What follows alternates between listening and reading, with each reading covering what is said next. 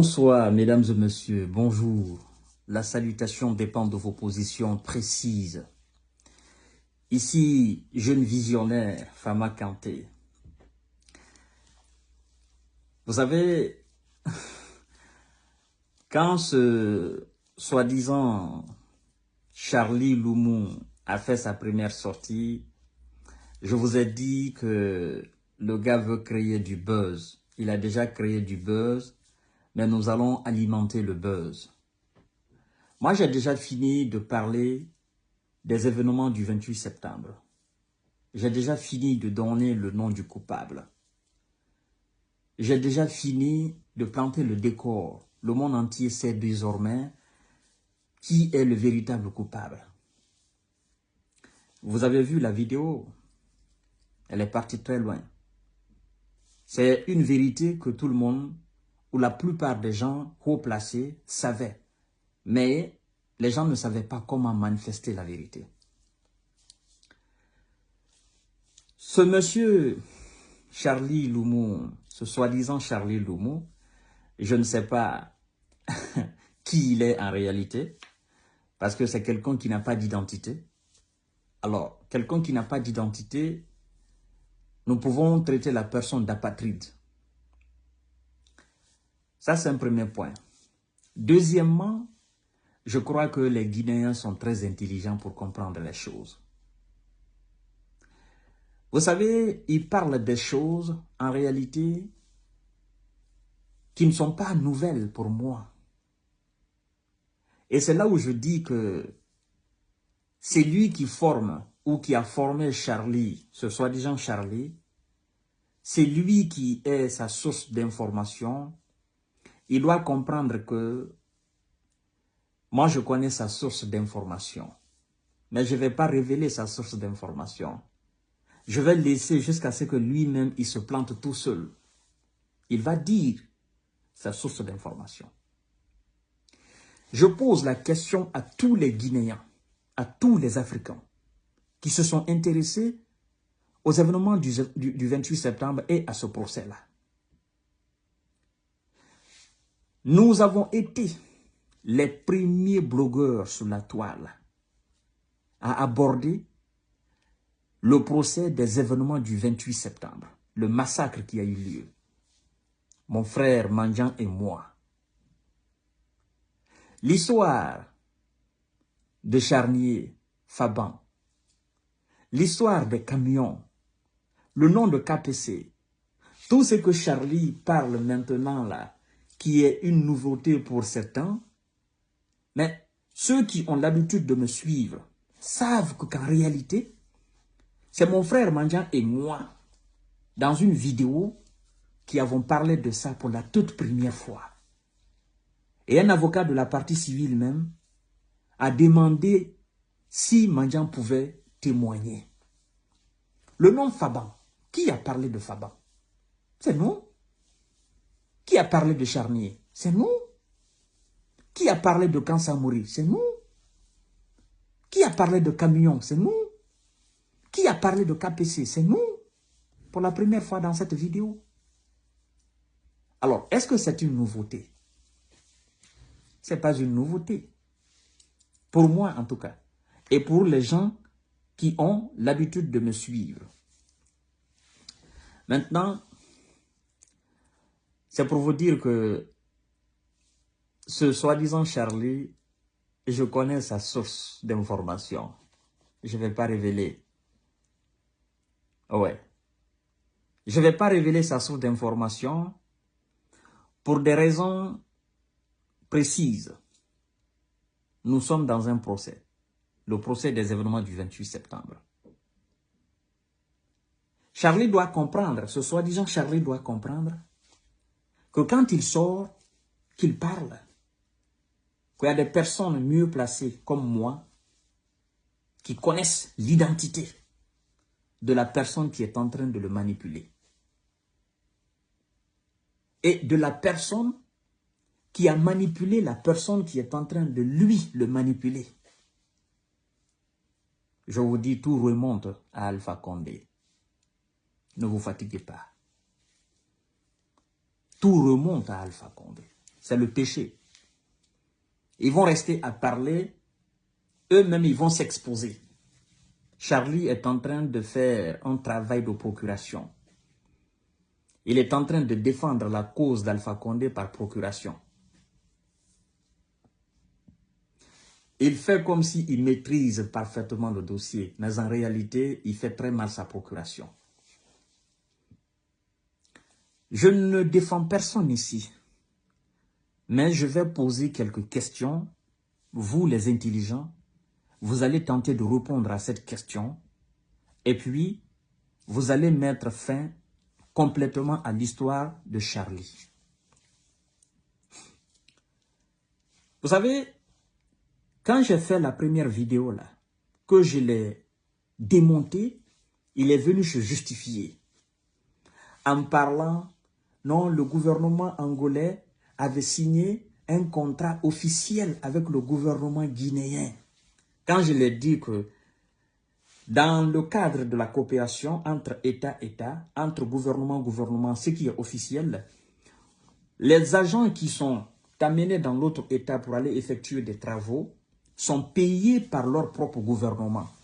Il est venu se justifier parce qu'il sait qu'il avait fait faux cop là-bas. Il avait menti là-bas, il ne connaît pas. Maintenant, il est tombé dans mon piège. Parce que dans sa deuxième sortie, il dit que l'État guinéen a payé le gouvernement angolais. Mais que eux, ils étaient là maintenant pour le compte de Dadis. C'est là où je dis, en réalité, s'il était au compte de Dadis, il était un mercenaire. L'État guinéen ne le reconnaît plus. Je dis bien si, mais ce qui est faux. Parce que ce monsieur-là, on est en train de le manipuler. Et lui, il pense qu'il est intelligent plus que tout le monde. Il dit que c'est le ministre de la sécurité présidentielle, chargé de la sécurité présidentielle qui a signé cet accord, que ce n'est pas le ministre de la Défense. Il veut disculper Sekouba Konaté, il veut enlever Sekouba Konaté dedans. Et regardez un peu sa ligne de conduite. Lui, il dit qu'ils sont venus travailler pour Dadis. Mais depuis qu'il a commencé à parler, tout ce qu'il dit, c'est contre Dadis. Eux, ils étaient venus pour espionner les autres. Pour espionner ceux qui avaient des ambitions de coup d'État. Mais non. Lui et soi-disant équipe de services de renseignement, tout ce qu'eux, ils ont fait comme travail, c'est d'enquêter sur Dadis, sur les mouvements de Dadis. Vous comprenez? Toutes les accusations qu'il est en train de faire là, ces accusations, c'est contre Dadis. Quand on lui pose des questions sur les autres, il n'a aucune réponse. Il dit que c'est Claude Pivy qui est allé les accueillir, qu'on les a envoyés à l'hôtel. La question, monsieur soi-disant expert, vous êtes venu à quelle date à Conakry? Vous êtes allé dans quel hôtel? Parce que si vous êtes allé dans un hôtel, nous saurons. Deuxièmement et troisièmement, vous dites que vous êtes allé à Kaléa. Est-ce que tu peux donner une estimation des personnes que vous formiez à Kaléa? Troisièmement, on te pose la question, qui était le directeur des renseignements militaires? En tant que formateur, instructeur, tu dis que vous étiez venu pour former. Dans un pays, en tant qu'étranger, venir former, tu ne connais pas le directeur des renseignements militaires. Ça n'existe pas, ça. Tu connais le village de Dadis, parce que tu dis que CC est issu du même village que Dadis. Tu connais le village de Dadis. Tu connais Faban. Tu connais Farmaguiné. Tu connais tout, mais tu ne connais pas le nom du directeur des renseignements militaires. Ce n'est pas étrange pour vous, les Guinéens? Ça, c'est la moindre des choses pour des instructeurs qui viennent former. Ça, c'est un premier... Ça, c'est la troisième chose d'abord. Troisième mensonge. Quatrièmement, je dois vous dire quelque chose, que les services de renseignement, quelqu'un qui a travaillé dans les services de renseignement pendant des années, cette personne ne se comporte pas comme ça. Non. Un professionnel des services de renseignement, s'il veut livrer des choses, s'il veut livrer des secrets, il y a des moyens de livrer des secrets. Mais ce n'est pas de la sorte. En plus de ça, les services de renseignement ne travaillent pas avec le président. Ils ne s'approchent même pas du président. Ils ont leur truc à eux. Ils ont leur installation à eux. Le plus souvent d'ailleurs que ces gens-là, ils ne voient même pas le président. Le président ne les voit pas. Ce sont des personnes en quelque sorte fictives. On ne les voit pas. Mais ils sont là. Ils contrôlent tout. Mais bizarrement, notre ami, lui, il sait tout sur Dadis. Il sait tout sur les mouvements de Dadis. Mais il ne sait rien de tout ce qui se tramait contre Dadis. C'est pas étrange ça? Si, monsieur, soi-disant Charlie, vous étiez en réalité dans le service de renseignement, vous travailliez pour Dadis, comment se fait-il que vous n'aviez pas pu prévenir à Dadis Camara que Toumba Diakité tramait quelque chose contre lui? Pourtant, c'était palpable. C'était clair. Comment vous n'avez pas pu empêcher Dadis d'aller au camp Koundara si tu étais en réalité avec Dadis? Et toi-même, tu dis que tu ne sais pas ce qui s'est passé au camp Koundara. Ça veut dire que si vous étiez là pour le travail, votre travail c'était contre Dadis et non pour Dadis. Je vais te donner un exemple de coup qui se tramait contre Dadis. Au motel du port, le cousin de Dadis, Bamba, est allé surprendre les Toumba Diakité en train de tramer un coup contre Dadis.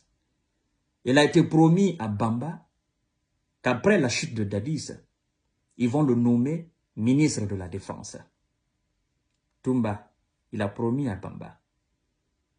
Et après là-bas, ils ont même proposé de l'argent à Bamba. Après là-bas, Bamba a directement appelé Georges. L'information étant très lourde pour Georges, Georges a appelé Makambo. Et Makambo les a réunis, Georges, Bamba. Makambo les a appelés, ils sont venus au camp. Makambo a dit à Dadis ce que son cousin venait à le dire. Et qu'est-ce que Dadis fait? Dadis dit aux gens d'appeler Toumba Diakité pour que Bamba puisse confirmer devant eux tous ce qu'il venait de dire. Ce jour-là, Bamba a pris peur. Il s'est mis à genoux. Il a pris le pied de Dadis pour ne pas qu'on appelle Toumba Diakité. Par peur, il a dit à Dadis que ce qu'il venait de dire là, que c'était un mensonge. Par fini, on n'a pas informé Toumba Diakité. Ça, c'est la première chose qui prouve qu'il y a quelque chose qui se tramait contre Dadis Camara. Mais vous, bizarrement, service de renseignement, vous ne saviez absolument rien de tout ça.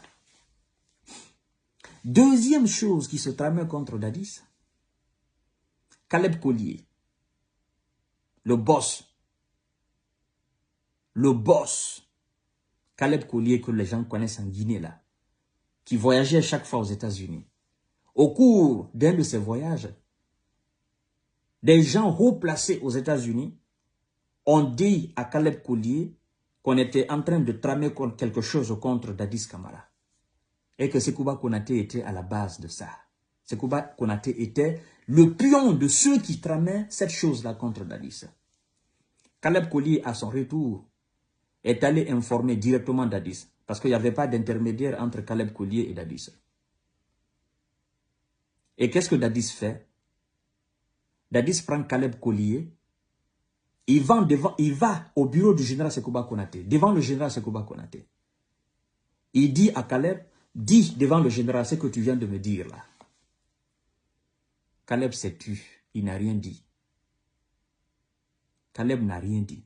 Dadis a tout fait, Caleb n'a rien dit. Caleb est sorti. Et Caleb en sortant, le général Sekouba Konaté dit à Dadis, monsieur le président, vous voyez, ce sont ces gens-là qui veulent créer un conflit entre vous et moi. Vous, en tant que service de renseignement, vous n'avez absolument rien su de tout ça. Pourtant, ce sont des choses qui se sont passées.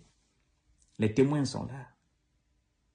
Monsieur Charlie, en réalité, si vous étiez en Guinée, tout ce que vous faisiez, c'était contre Dadis. C'était pas pour Dadis. Oui, c'était pas pour Dadis. Parce que toutes les informations que vous donnez là, quand on vous pose une question sur Sekouba, vous dites ah non. Quand on pose une question sur Dadis, Toumba Diakité, vous dites non. Mais quand il s'agit de Dadis, vous avez toutes les informations. Vous donnez tellement de détails. Ça prouve à suffisance que votre travail c'était contre Dadis et non pour Dadis. Donc, les gens intelligents voient par là ce que vous êtes en train de faire. En plus, un autre mensonge que j'ai relevé dans ta narration fallacieuse, tu dis que vous êtes sortis, toi tu étais dans le convoi de Dadis, vous êtes sortis avant Toumba Diakité. Tu dis que Toumba est sorti à votre insu et que Toumba vous a trouvé en ville. Quand tu dis vous, tu parles du convoi du président. Tu vois un peu ton mensonge? Toumba dit que le matin, dans les bandes de 9h, 10h, les Marcel, les Georges sont venus le réveiller en lui parlant des événements, que ça ne va pas. Et puis, comme lui n'a pas accepté de tomber dans le filet des Marcel et des Georges, chez lui, Toumba Diakité, ça c'était dans les bandes de 9h, 10h, il dit que la troupe de Marcel sont allés voir le président. Et que quelques minutes plus tard, Marcel est venu lui dire que le président veut le voir. Ça, c'est entre bandes de 9h, 10h. Toumba dit bien. Toumba dit qu'il est allé voir le président.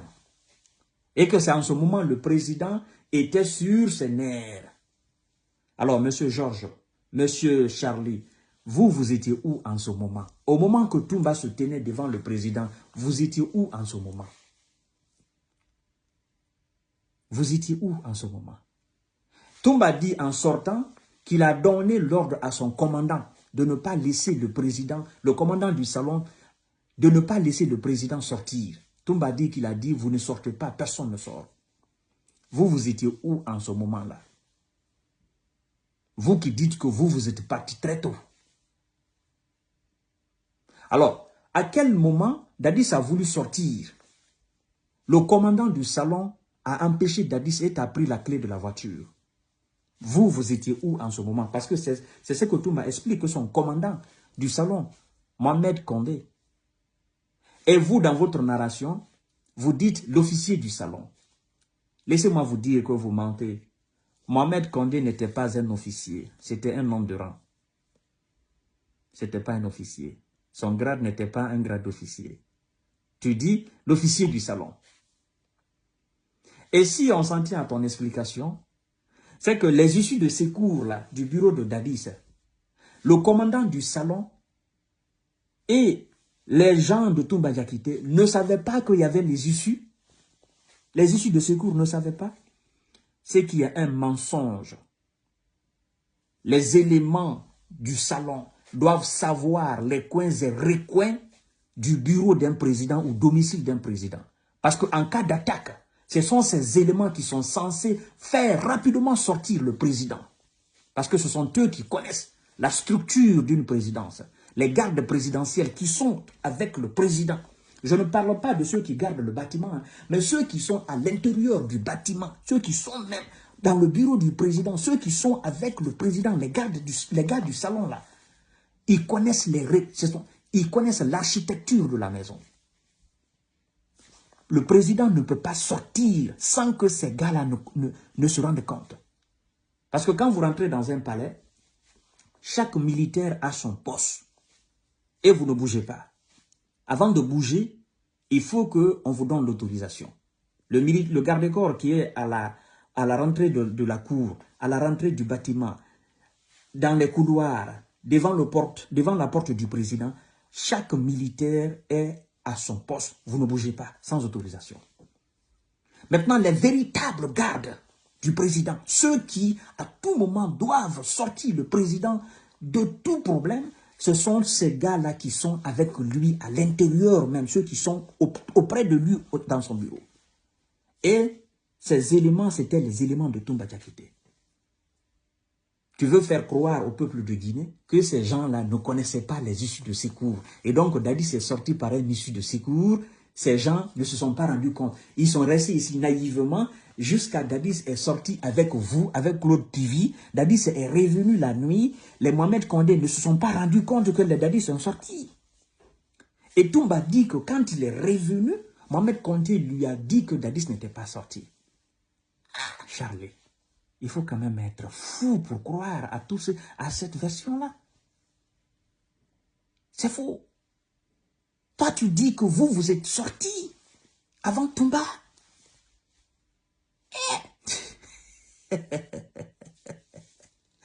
Ça, ce sont des mensonges que tu racontes. Arrête un peu. Sinon, je vais révéler ta source d'information. Parce que je connais maintenant ta source d'information. Tu donnes les mêmes informations que nous avons déjà données par le passé, concernant les charniers et tout ça là. Tu dis qu'il y a eu 13 creuseurs, n'est-ce pas?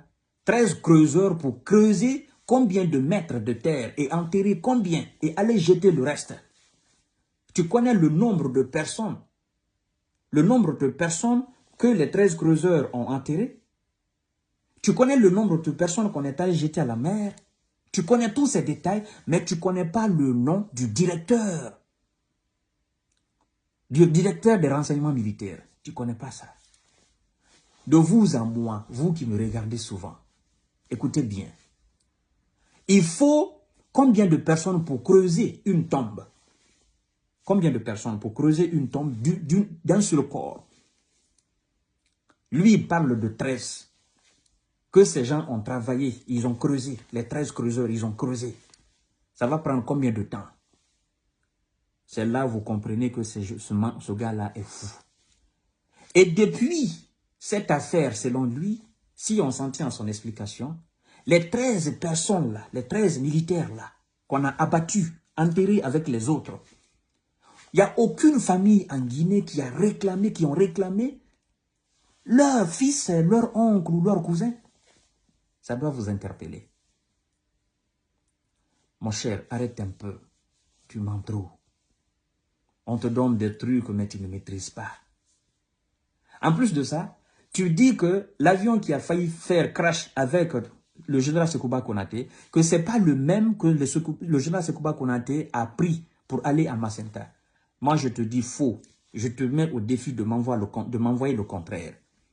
L'hélico qui a envoyé le général Sekouba Konaté et Papa Koli à Macenta puis à Zérékoré, c'est le même hélico qui a failli faire crash. L'hélico est descendu dans la boue. C'est le même hélico, c'est le même voyage. Le général Sekouba Konaté est rentré à Conakry par voiture, par la voie terrestre. C'est le même.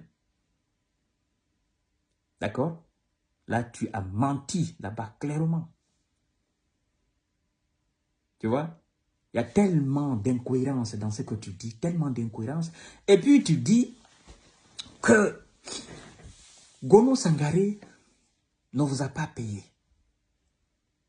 Qu'est-ce que tu veux dire par là? Gono Sangaré ne nous a pas payé. Et puis, il faut faire très attention. Parce que dans ta première sortie, tu dis quelque chose que les gens ne font pas attention. Tu dis, quand les instructeurs sont venus, nous sommes arrivés au même moment. Ça veut dire quoi? Ça veut dire qu'en réalité, tu parles des instructeurs et tu dis, nous sommes arrivés le même moment. Donc, toi, votre groupe-là, toi, tu faisais partie d'un groupe qui ne faisait pas partie des instructeurs. Donc, il y a eu deux groupes. Il y a eu vous, votre groupe, et il y a eu le groupe des instructeurs. Alors, si le gouvernement angolais a envoyé officiellement des gens, si le gouvernement guinéen a signé un accord officiel avec le gouvernement angolais dans la coopération pour venir former des espions, des agents secrets, des agents de services de renseignement, il doit avoir en archive, des archives. Tu parles de rapport, mais ce que tu oublies, même si tu fournis un rapport, si ce rapport n'est pas signé par l'autorité angolaise, ce n'est pas un rapport authentique. Et en Guinée, le gouvernement guinéen va chercher le contre-rapport, c'est-à-dire le retour du rapport signé par le gouvernement guinéen et signé par l'autorité angolaise. Ça doit être comme ça. Ce n'est pas que tu vas fournir un rapport qui est signé par vous et puis qui n'est pas signé par l'autorité officielle angolaise, qui n'est pas signé par l'autorité guinéenne. Ce rapport-là ne sera pas tenu en compte au tribunal. Moi, je peux écrire un rapport, je signe. Nous sommes dans un monde très évolué. Je peux imiter la signature de quelqu'un et le cachet même de l'autorité. Je viens, je dis c'est le rapport, ça. Ça ne se passe pas comme ça, mon frère. Tu es très élémentaire. Les choses se passent officiellement. Et tu dis que le gouvernement guinéen a payé le gouvernement angolais. Tu es tombé dans mon piège. Dans la coopération militaire, on ne paye pas, il n'y a pas d'argent. C'est gagnant-gagnant. Vous nous faites ce service-là, nous aussi, on vous fait ce service en contrepartie. Quand les militaires, quand il y a coopération militaire entre la France et la Guinée, vous pensez que la Guinée paye en espèces? Non, ça ne se paye pas. C'est ce qu'on appelle les coopérations internationales. Vous venez former nos militaires, en contrepartie, on vous fait ça aussi dans tel domaine. Donc le gouvernement guinéen ne doit pas payer. Le gouvernement guinéen n'a pas payé. Là, tu es tombé dans mon piège quand je te dis que c'est le gouvernement qui paye. Et toi, tu dis, oui, le gouvernement guinéen a payé le gouvernement angolais, mais nous, on est resté, on a fait autre service. Donc, vous étiez les mercenaires. Le gouvernement guinéen ne vous reconnaît plus. À partir du moment où vous quittez le cadre officiel, vous êtes considérés comme des mercenaires. Tout travail que vous avez effectué après, alors, n'est pas officiel. Et donc, même si on vous tuait en ce moment, le gouvernement guinéen ne vous reconnaissait plus. Et il faut être quand même bête. Regarde un peu. C'est le gouvernement angolais qui vous a envoyé en Guinée. D'accord? C'est le gouvernement angolais alors qui vous a envoyé en Guinée. Et quand vous finissez votre service, pendant votre service, jusqu'à la fin de votre service, la Guinée a le devoir de veiller sur vous, de veiller sur votre protection. Parce que s'il vous arrive quelque chose, c'est la Guinée qui doit prendre les pots cassés. Donc, à partir du moment où vous finissez votre service, la Guinée doit automatiquement vous renvoyer chez vous pour ne pas qu'il vous arrive quelque chose. Mais si vous êtes resté dans un autre cadre, ça veut dire que, en réalité, vous n'êtes pas venu officiellement, vous êtes venu en tant que des mercenaires en Guinée. Parce que le gouvernement angolais posera la question au gouvernement guinéen, mais pourquoi nos hommes ne rentrent pas? Je vais te poser maintenant une question, Charlie Loumou, le soi-disant. Après la chute de Dadis, après qu'on ait tiré sur Dadis, vous n'avez pas pu empêcher, vous les services de renseignement auprès de Dadis. Après la chute de Dadis, qui vous a entretenu? Êtes-vous rentré? Qui a payé votre transport pour retourner en Angola? Avez-vous continué à travailler avec le général Sekouba Konaté? Parce que vous dites que c'est vous qui avez formé les hommes d'Alpha Condé. Vous les avez formés comment? Parce que moi, je sais que les premiers gardes-corps d'Alpha Condé, les 40, 60 premiers gardes-corps d'Alpha Condé, c'était des Angolais. Alors, tu faisais partie de cette troupe de garde-corps d'Alpha Condé? Quand est-ce que tu es sorti de la Guinée après la chute de Dadis? Ou bien tu es resté, tu as fait toute la transition de Sekouba Konaté, qui nous donnera des résultats du genre, tu étais déjà en complicité avec le général Sekouba Konaté, après tu t'as passé Alpha Condé, ou tout simplement c'est Alpha Condé qui vous a envoyé en Guinée pour infiltrer l'armée guinéenne et aller massacrer les gens au stade, porter le chapeau à Dadis Camara. Parce que toi-même tu dis que c'est vous qui avez formé les gars d'Alpha Condé. Pourtant, si on s'en tient à ton explication, au moment que vous veniez au temps de Dadis Camara, vous n'aviez pas de rapport avec Alpha Condé, parce qu'Alpha Condé n'était pas président. Quand est-ce que vous êtes rentré en rapport avec Alpha Condé? Quand est-ce? Monsieur Charlie Loumou. Et quand est-ce que vous avez commencé à former les gars d'Alpha Condé? Vous les avez formés où, Monsieur Charlie Loumou? Tu vas parler, cher monsieur. Tu vas parler ou bien tu vas disparaître. Moi, je sais que C'est le tout premier. Les Angolais qui ont gardé Alpha Condé, ils étaient au nombre de 40, 60, quelque chose comme ça. Là. Alors, qui a créé ce lien entre vous particulièrement et Alpha Condé? Parce que toi-même, tu l'as dit. Qui a été la base de votre relation? Tu vois un peu, quand je dis que Dos Santos de l'Angola était l'ami intime d'Alpha Condé, et Dadis en 2008-2009, Dadis savait parfaitement que Alpha Condé était l'ami des Angolais. Oui, Dadis le savait parfaitement que Alpha Condé était l'ami des Angolais. On dit, l'ami de ton ami, c'est ton ami. L'ami de ton ennemi, c'est ton ennemi. Tu penses que Dadis était en bon rapport avec Alpha Condé? Non. Non. Parce qu'Alpha Condé voulait le pouvoir et Dadis avait le pouvoir. Alors, Dadis, sachant très bien que Alpha Condé était en relation avec des Angolais, avec une relation puissante. Penses-tu logiquement que Dadis peut demander de l'aide aux Angolais pour venir former, lui, des gars qui vont travailler dans son service de renseignement? Tu prends des gens pour des bêtes, hein? Ça me fait rire. Ils parlent comme s'il n'y avait pas d'intelligence en Guinée. Et il y a des gens qui croient à cela. Charlie, il faut arrêter. Je connais ton informateur. Tu vois un peu? Tout ce que tu es en train de parler là, je connais. Et puis, tu vois, quand tu dis que, ah non, j'ai dit que la modification du bureau de Dadis, j'ai dit que ce sont les architectes angolais qui ont fait. Tu sais, dans ta première sortie, tu as dit que la modification là, ce sont les architectes angolais qui ont fait. Tu n'as pas dit que ce sont les architectes angolais qui ont modifié le dessin et puis les Guinéens ont fait le travail. C'est moi qui t'ai donné cette information. Je t'ai dit, même l'architecte là, c'est faux. La modification là, c'est une entreprise guinéenne qui a fait ce travail là. Je réserve le nom de l'entreprise guinéenne. Mais pour te racheter, tu dis, ce sont les architectes angolais qui ont modifié comme s'il n'y avait pas d'architecte en Guinée.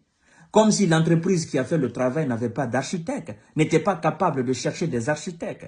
Tu vois, tu tentes de te justifier, mais ça ne passe pas. Moi, je connais l'entreprise qui a fait ce travail-là. Ce sont des Guinéens, ce sont des architectes qui ont travaillé là-bas. En plus de ça, Charlie, comment tu es rentré en contact avec Maître Yomba? Bizarrement, Maître Yomba, qui t'a donné le numéro de Maître Yomba pour que tu les envoies des preuves? Qui t'a mis en contact? Et bizarrement, tu es le seul parmi ces gens qui sont venus former des Guinéens qui parlent sur la toile. Où sont les autres qui réclament? Normalement, tu parles pour qu'on te donne ton argent parce que tu dis que tu n'as pas été payé, n'est-ce pas? Maintenant, où sont les autres? Ou bien tu étais le seul? Charlie, tu penses que tu es en train d'embrouiller les pistes. Mais les Guinéens ne sont pas bêtes. Les Guinéens sont très, très intelligents. Tu vois? Il y avait bel et bien un coup préparé contre Dadis. Mais vous n'avez pas empêché cela. Le jour que Dadis est sorti pour aller, vous étiez où, les services de renseignement? Vous qui étiez inséparables à Dadis Camara. Et d'ailleurs, tu dis que CC Raphaël est issu du même village que Dadis, ce qui est faux. CC n'est pas issu du même village que Dadis. Et tu dis que CC, on a envoyé CC auprès de Dadis. Qui a envoyé CC? Je t'informe que CC est issu de la même promotion que Toumba Diakité. Donc CC et Toumba Diakité se connaissaient parfaitement avant Dadis. CC et Toumba Diakité sont promotionnaires. CC n'est pas étranger aux côtés de Toumba. Ce sont des amis de même promotion. Ça, c'est pour ton information, Charlie. Toi qui connais tout sur Dadis, toi qui connais tout sur le mouvement de Dadis, mais tu ne connais absolument rien sur les autres. Ce n'est pas étrange pour un service de renseignement. C'est quand même étrange. En plus, tu vois, tu dis, Marcel était le chargé des opérations au stade. Et tu dis que c'est Dadis qui était le coordinateur. Dadis a coordonné les opérations. Je t'informe que le terme chargé des opérations, c'est bien militaire. Mais le terme coordonner les opérations, c'est un terme civil. Ça n'existe pas dans l'armée. Dans l'armée, on ne dit pas coordinateur de mouvement. Coordinateur des opérations, ça ne fait pas. Il y a toujours des chargés des opérations, oui. Tu vois, Charlie, je découvre petit à petit qu'en réalité, tu ne connais pas l'armée. Et qu'en réalité, tout ce que tu dis est faux. Tu vois, c'est purement faux. On a écrit une histoire pour que tu maîtrises. Tu viens parler, oh, de Pharma-Guinée, machin. Je connais ton informateur. Attention, mon cher. Il ne faut pas créer un incident diplomatique entre la Guinée et l'Angola. On connaît le rapport. Tu vas dire aux Guinéens, après la chute de Dadis, où tu étais. Tu vas dire ça aux Guinéens. Où tu es resté. Jusqu'à la formation des gardes d'Alpha Condé. As-tu travaillé avec le général Sekouba Konaté? Parce que Dadis est parti. Le général Sekouba Konaté a fait presque une année avant d'organiser les élections. Et Alpha est venu. Alors, où tu étais en ce moment, Monsieur Charlie? Et bizarrement, vous êtes venu en Guinée à l'approche des événements du 28 septembre. Vous êtes venu quand? Un mois avant les événements du 28 septembre? Ou bien une année après les événements du 28 septembre? En réalité, c'est faux. Si Dadis devrait demander de la formation, ce serait auprès d'un autre pays, mais ça ne sera pas auprès de l'Angola. L'Angola, l'ami d'Alpha Condé. Et Dadis étant l'ennemi juré d'Alpha Condé. Penses-tu que Alpha Condé, Dadis pouvait demander de l'aide auprès de l'Angola, sachant très bien la relation entre Angola et Alpha Condé? Tu plaisantes, mon cher, tu plaisantes beaucoup. Tu plaisantes énormément. Je vais t'expliquer, comme toi tu ne connais pas, je vais t'expliquer comment Dadis est sorti du camp Alpha Yaya pour aller au camp Koundara, ce qu'il a fait, qu'est-ce qui s'est passé, parce que toi tu n'as pas cette information-là. On ne t'a pas encore donné cela. Et par fini, tu veux brouiller les pistes pour dire, ils sont tous des assassins, ce sont des criminels. Quand on te pose une question que tu ne connais pas parce que tu ne maîtrises pas, non, ils sont tous des criminels, ils sont tous des assassins. Tu dis cela dans l'intérêt de qui? En tout cas, pas dans l'intérêt de Sekouba Konaté. Parce que quand tu traites Dadis Camara de criminel, tu traites Toumba Diakité de criminel, tu traites Sekouba Konaté de criminel, cela prouve à suffisance que tu travailles pour Alpha Condé. Et c'est pourquoi d'ailleurs j'ai dit aux Guinéens que Toumba Diakité, Sekouba Konaté, Dadis Camara, ils ont tous été manipulés par Alpha Condé. Charlie, tu viens de donner la preuve. Tu vois, le scénario est écrit par Alpha Condé. Tu vois un peu? Et toi, tu es dans l'esprit d'Alpha Condé. Parce que tu ne diras pas, oh, Dadis a fait comme ça. Mais qu'est-ce que tu fais? Quand tu parles, tu donnes plus de poids à l'incrimination de Dadis que Général Sekouba Konaté et Toumba Diakité. Tu cherches à enfoncer plus Dadis Camara et en diminuant la teneur de la complicité ou de la gravité, n'est-ce pas, ou de la responsabilité de Sekouba Konaté et de Toumba Diakité. Ça veut dire quoi? Toumba Diakité et Sekouba Konaté sont proches d'Alpha Condé. Et c'est Dadis qui doit prendre le gros. Tu vois? Les gens sont intelligents, les gens réfléchissent. Charlie, attention.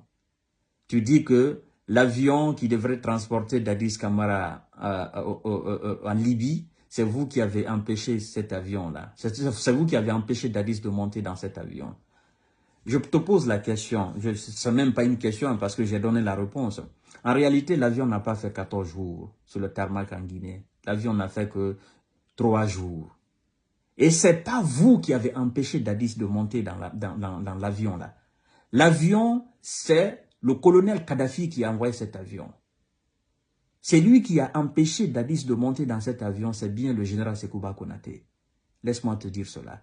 Et le jour qu'on a empêché, le jour qu'on a empêché Dadis de monter dans l'avion, c'est le jour où on a arrêté les bienvenus, c'est le jour qu'on a arrêté les Haïdor et l'adjoint du général Sekouba Konaté. C'était le prétexte pour dire que ce sont ces gens-là qui sont en train de manigancer quelque chose.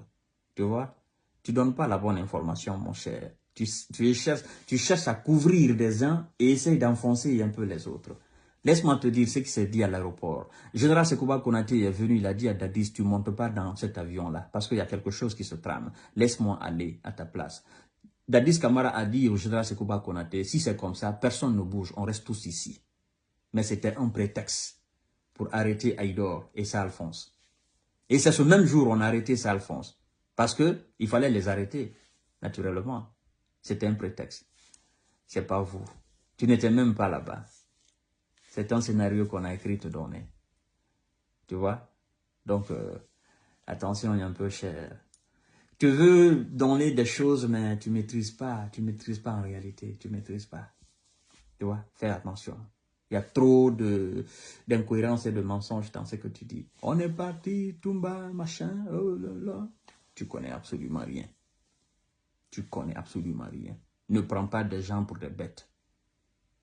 D'accord? L'autorité guinéenne va demander l'accord qui a été signé entre alors Claude Pivy, parce que tu as dit que c'est le Claude Pivy qui a signé ça, entre Claude Pivy et le gouvernement angolais. Parce que toi, tu dis tu veux aider. Alors, l'autorité guinéenne va demander ça, le rapport-là. Et on verra bien si c'est Claude Pivy, ou bien si c'est Sekouba Konaté, ou bien si c'est faux. On verra très bien. Mais en attendant, donne-nous le nom de l'hôtel où tu as été, avec tes éléments. Après, donne-nous la date à laquelle tu es venu en Guinée, la date à laquelle tu es parti à Kalea, parce que tu sais, ça, ce sont les aléas du métier qu'on est en train de faire là. Tu vois un peu, quand tu parles, il faut donner des dates. Tu ne donnes jamais les dates. Votre date d'arrivée, votre date d'aller à l'hôtel, votre date de sortie, votre date d'aller au camp Kalea, tu ne donnes jamais les dates. Tu vois? Et moi, je sais ça. C'est une forme, c'est une stratégie de communication. Parce qu'en réalité, tu sais qu'en te lançant dans les dates, les gens vont découvrir que tu mens. C'est comme ça, c'est cette stratégie que Toumba Diakité a utilisée à la barre en disant « Je ne maîtrise pas trop les dates ». Parce qu'il sait que l'histoire qui a été écrite, en réalité, ça ne concorde pas avec les dates que lui aurait voulu. Il a essayé de donner, par exemple, des dates de leur voyage à l'abbé. Et il a menti. Toumba Diakité à la barre, victime, j'ai pitié de lui. Il dit qu'ils sont allés le 26 matin. Ils ont tenu le meeting là-bas. Ils sont revenus le 27 matin, ce qui est faux. Parce que le premier qui est parti le 26 et qui a passé la nuit, c'est Claude Pivy. Vous comprenez? Donc, eux, ils sont allés le 27 matin. On les a même vus à la télé. À Mamou, Dadis, il vient, il prend un enfant. Partout où ils passaient, ils s'arrêtaient, ils saluaient les populations. Ils sont allés, ils sont rentrés à 27 vers l'après-midi. Parce qu'ils ont beaucoup duré la route. C'est la soirée, ils sont rentrés à la baie. Oui, partout où ils passaient, ils faisaient des discours. On a vu Dadis à la télé. À Mamou, jeudi, on l'a vu. Et il était avec des gens. D'accord? Ils sont allés, ils sont revenus. Bien sûr, ils sont rentrés tard.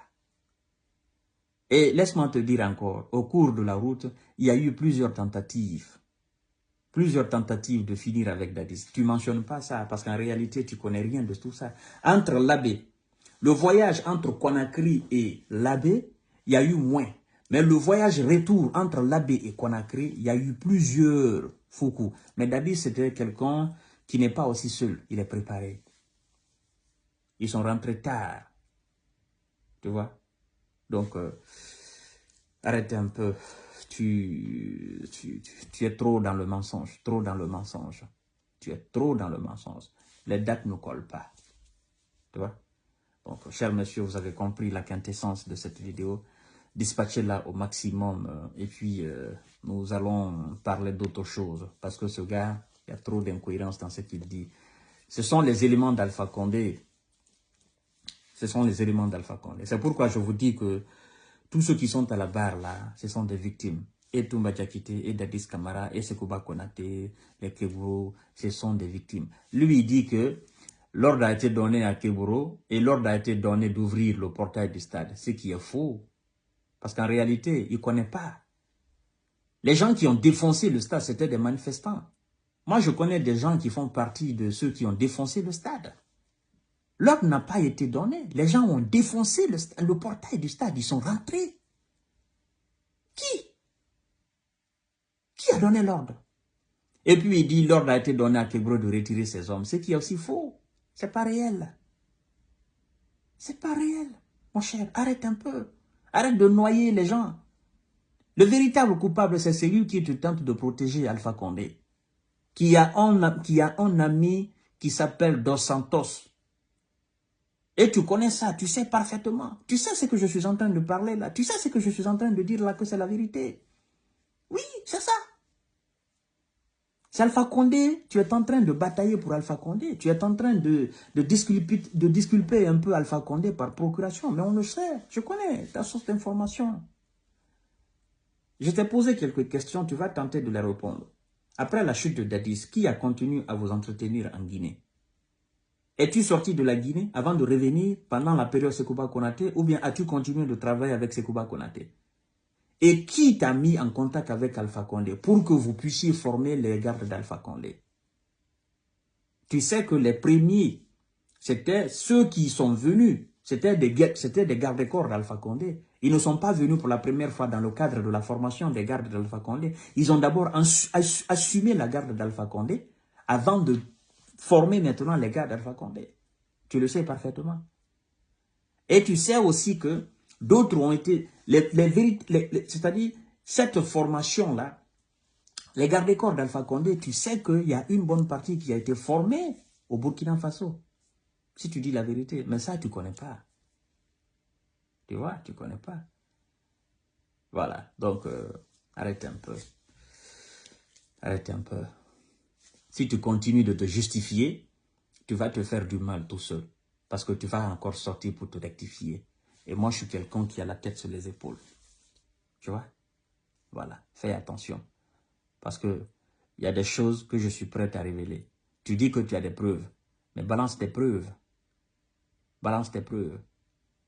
Et tu sais, ce qui peut t'aider, c'est de sortir un rapport officiel du gouvernement angolais, signé par le gouvernement angolais, dont l'authentification sera vérifiée en Guinée par des experts, si ce n'est pas un faux document. Tu penses que c'est le rapport d'un farfelu comme toi que les gens vont prendre? Je te lance un défi. Tu donnes le nom de cette personne-là, je te lance un défi. Tu sais que quand on a tiré sur Dadis, comme tu connais bien Kalea, là, tu dis tu connais bien Kalea, tu dis que tu travailles là-bas dans les services de renseignement. Tu sais que la mémoire de Kalea était dans des ordinateurs, des disques durs. Tu sais qu'il y a un officier guinéen, je ne te révèle pas ton nom, hein. Je te lance le défi de venir donner le nom de cet officier-là. Je sais qu'on va encore te renseigner. Parce que ces gens haut placés pour lesquels tu travailles, ils ont le nom de cet officier-là. Mais je te lance quand même ce défi-là. Il y a un officier guinéen qui est allé prendre ses ordinateurs au Kankalea. Ouais. Il est parti une nuit prendre ces ordinateurs-là. Tu es du service de renseignement. Tu dois normalement savoir cela. Tu vois? Alors, mon cher, attention.